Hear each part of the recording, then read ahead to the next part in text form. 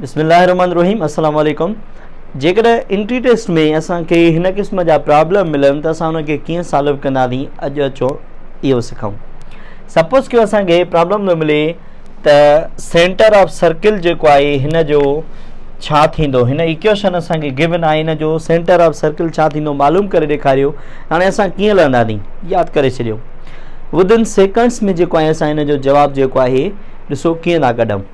हाणे हिन जा कुझु उसूल आहिनि। जॾहिं बि अहिड़े क़िस्म जी तव्हांखे इक्वेशन मिले, ठीकु आहे, त असां उन में छा कंदासीं, सभ खां पहिरियां जेके एक्स वारा तव्हांजा टर्म्स आहिनि उन्हनि जी डिफ्रेंशिएट लहंदव। एक्स वारा असांजा टर्म कहिड़ा आहिनि? हिकिड़ो आहे असांजो 5x², ॿियो आहे -10x। हाणे हिन जी डिफ्रेंशिएट छा वञी थींदी 10x, ऐं माइनस जेको आहे हिन जी घणी वञी थींदी, सिर्फ़ु थींदी 10 इज़ इक्वल टू 0 वठंदासीं। हाणे हिन खे जेको आहे सिंप्लीफाई कंदासीं त 10x ई बराबरि वञी थींदो, हेॾे प्लस जा 10 थींदा, x जो वैल्यू खपे त हीउ थींदो 10/10 means x is equal to 1। उन खां पोइ वरी जेको y वारो असांजो आहे उन y वारे सां जेको आहे उन जी डिफ्रेंशिएट असां कंदासीं, यानी हीउ वञी थींदो 2×10, ठीकु आहे, हिते लिखंदासीं 10y, ऐं हीउ वञी थींदो माइनस बल्कि प्लस जा 15 इज़ इक्वल टू 0। सो हीउ वञी थींदो 10y is equal to -15, y is equal to -15/10, 3×5 15, 2×5 10। So y is equal to -3/2। हाणे छा कंदासीं, इहो ॾिसो ऑप्शन असांजो किथे मौजूदु आहे, x असांजी 1 ऐं y असांजी जेको आहे -3/2। हाणे हीअ असांजो जेको आहे नंबर 1 ऑप्शन में मौजूदु आहे, हुनजे करे चवंदासीं इहो असांजो छा आहे, आंसर आहे।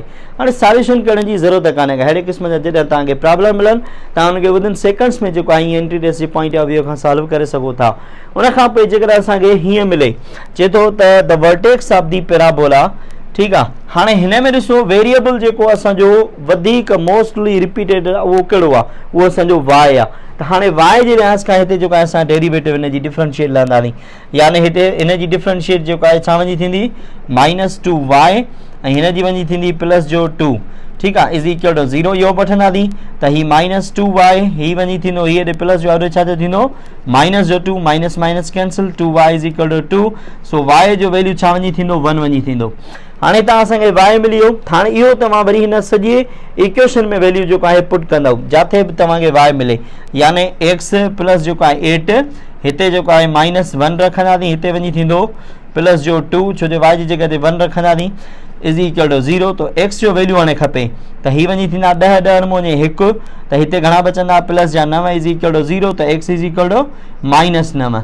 हाणे x -9 ऐं y प्लस जो 1। हाणे ॾिसो इहो ऑप्शन किथे मौजूदु आहे, इहो ऑप्शन जेको आहे असांजो बी में मौजूदु आहे।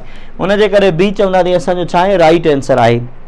उन खां पोइ असांखे कुझु जेको आहे लिमिट्स जा प्रॉब्लम, माना फंक्शन आहे ऐं फंक्शन में असांखे लिमिट्स गिवन आहिनि, उन जूं 3 कंडीशन्स आहिनि। हाणे यादि करे छॾियो, जॾहिं बि तव्हांखे अहिड़े क़िस्म जा प्रॉब्लम मिलनि, सपोज़ कयो तव्हांजी फर्स्ट कंडीशन इहा आहे त तव्हांजी जेको माना डिग्री आहे, माना न्यूमरेटर जेको आहे उनजी डिग्री जेका आहे उहा हाईएस्ट आहे डेनोमिनेटर खां, त पोइ असां छा कंदासीं, उनजो जेको असांजो आंसर ईंदो उहो छा ईंदो, लिमिट उहा जेको आहे असांजो इन्फिनिटी ईंदो।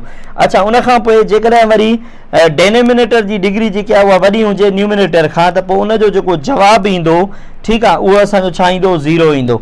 ऐं उनखां पोइ जॾहिं ॿिन्ही जूं डिग्रीज़ जेके आहिनि उहे सेम अचनि त उनजो जवाबु असांजो छा ईंदो, जेके उन्हनि जो माना हाईएस्ट जेके माना उन जूं जेके डिग्रीज़ आहिनि उन जा कोएफिशिएंट जेके आहिनि, माना हिन जो 5 कोएफिशिएंट आहे x³ जो, ऐं हितां x³ जो जेको आहे घणो कोएफिशिएंट आहे 4, यानी 5/4 जेको आहे हिन जो आंसर आहे।